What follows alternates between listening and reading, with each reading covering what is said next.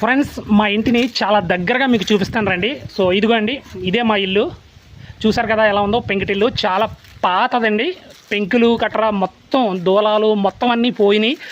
వర్షాకాలంలో అయితే మొత్తం అంతా ఇల్లంతా వర్షమే అండి. చూసారు కదా మా ఇల్లు. ఫ్రెండ్స్, యాక్చువల్గా ఈ ఇల్లు ముగ్గురు అనాథములండి. సో అందులో మా యొక్క పోర్షన్ ఏంటంటే, సో అది కనిపిస్తుంది కదా, ఆ చివర కనిపిస్తుంది కదా, అది మా పోర్షను. ఆ తర్వాత ఇది మా బ్రదర్ గారు ఉంటారు. ఆ తర్వాత ఇంకో బ్రదరు. చూసారు కదండి మొత్తం ఇల్లు మొత్తం ఎలా ఉందో.